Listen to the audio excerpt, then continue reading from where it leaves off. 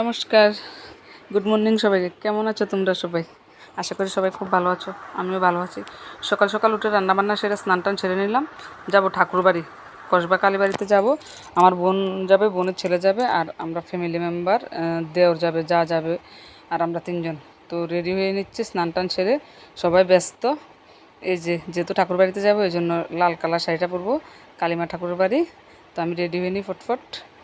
এই যে সোনাবুড়িটা এখানে শুয়ে আছে জেঠুর সাথে, আমার বোনের ছেলে ওর সাথে খেলছে, আর আমার বাবা রেডি, হালকা পাতলা ড্রেস পরিয়ে নিয়েছি। আমার বোনও রেডি হয়ে যাচ্ছে, দেখো আমিও রেডি হচ্ছি। এই যে, আর বুড়িটা ওর জেঠুর সাথে খেলা করছে। আমাদের মধ্যে গাটের নামানোর একটা রিচুয়াল আছে, ওকে আজকে নামাবো। ওই রিচুয়ালটা আজকে ওখানে গিয়ে দিঘিতে পালন করে নেব। তো এই হলো আমার যা আর আমার দেওর, আজকে ওদের অ্যানিভার্সারি, এই উপলক্ষেই বিশেষ করে যাওয়া। বাড়ি দেখো কেমন খটখটে রৌদ্র, একদম কি অবস্থা। ওরাও রেডি, আমার দেওরার যা, আমিও রেডি, এখনই বেরিয়ে যাব। দেখা হচ্ছে সবার সাথে। ওরা বেরিয়ে গেছে, এই যে সবাই মিলে উঠে বসলাম গাড়িতে, গাড়ি ছেড়েও দিয়েছে। অনেক গরম আজকে। এই যে সোনামণি বসলো ওর জেঠুর কুলে, আর আমি বসলাম, আমার বোনও বসলো সানগ্লাস টানগ্লাস দিয়ে। আর বুড়িটার প্যার পেরিয়ে শেষ হচ্ছে না, দেখো কী অবস্থা। আমার ছেলের চশমা দিয়েছে, ওটা নিয়ে টানাটানি। তো কী করলাম, আমি আমার চশমাটা দিয়ে দিলাম ওর চোখে। দেখো ওর মুখ থেকে চশমা বড় হয়ে গেছে। চশমাটা খুলতে গেলে বলছে না না না না না, ওর যন্ত্রণা, আমি চোখে চশমাটা লাগাতে পারবো না। আর যেহেতু অনেক রোদ্রের জন্য আমি চশমাটা নিয়েছি চোখে দেওয়ার জন্য, কিন্তু না, ওই দেখো হাসছে, কি দুষ্টু।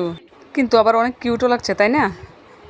একদম শান্ত হয়ে বসে আছে, যেমন কিছুই বুঝে না, খুবই ইনোসেন্ট আমার ছেলে। ও দিল সাদা একটা চশমা। আমার যা, আমরা এক সাইডে বসলাম উল্টো করে, আমার হাজব্যান্ড উল্টো বসতে পারে না, মাথা নাকে ঘুরে, এই জন্য আমরা বসলাম এই সাইডে। তো যেতে যেতে এসে গেলাম 14 দেবতা মন্দির, ওই যে দেখা যাচ্ছে। সবাইকে দর্শন করে দিলাম। ঠাকুর সবার মঙ্গল করুক, 14 দেবতা ঠাকুর সবার জীবনে সুখ শান্তি ভরে দিক, এ আমার কামনা। সবাইকে খুব খুব ভালো রাখুক। তো আমরা চলে যাচ্ছি, গাড়ি দ্রুত গতিতে যাচ্ছে। এই দেখো বাতাসে আমার চুলগুলো এলোমেলো হয়ে আছে। এখন আমি সানগ্লাসটা দিয়ে দিয়েছি, ওকে অন্য একটা সানগ্লাস দিয়ে দিয়েছি, ওর ভাইয়েরটা, মানে আমার ছেলের সানগ্লাসটা ওকে দিয়ে দিয়েছে। আর আমি আমারটা দিয়ে বসে একটু রিল টিল করে নিই, কী আর করবো, গাড়িতে তো টাইম পাস করতে হবে। বাড়িটা দেখো কী রৌদ্র দেখা যাচ্ছে। এই যে দুষ্টামি করছে বসে বসে, ও শান্তি নেই। ওই আমার বোনের ছেলে ঘুমাচ্ছে, বারবার ওকে কী বলে সজাগ করার জন্য ওকে ওর দিকে বারবার ঝুঁকে যাচ্ছে, মানে নিজেও ঘুমাবে না, কাউকে ঘুমাতেও দেবে না। এ হলো ওর অবস্থা। সানগ্লাস টানগ্লাস খুলে ফেলেছে, অনেকক্ষণ দিয়েছে তো, প্রায় 1-1.5 ঘন্টার রাস্তা। ওরও এখন আর ভালো লাগছে না। এই যে দেখো হাসছে, ওর কোনো ক্লান্তি নেই। এই যে আবার আপ দিচ্ছে, আপ দিচ্ছে সবাইকে। তো চলে আসলাম, ওই যে মন্দির দেখা যাচ্ছে, কসবা কালীবাড়ির মন্দির। দেখো একদম সবুজে ঘেরা জায়গাটা, খুব সুন্দর ছায়া, কিন্তু গরমের কোনো কমতি নেই, নিরিবিলি একদম, লোকজনও মনে হয় বেশি নেই। চলে আসলাম পুকুর পাড়ে, ওই যে মন্দির দেখা যাচ্ছে। রাস্তাটার পিচগুলো একদম গলে গেছে, এত গরম, পা যেন জ্বলে গেল। এই জন্য আর ভিডিও করলাম না নামার সময়। এখন পুকুর পাড়ে এসে আবার ভিডিও করছি, মানুষজন বসে আছে গাছের নিচে। তো আমরা পুকুরের পাড়ে নামলাম, পুকুর না ঠিক, এটা অনেক বড় দিঘি।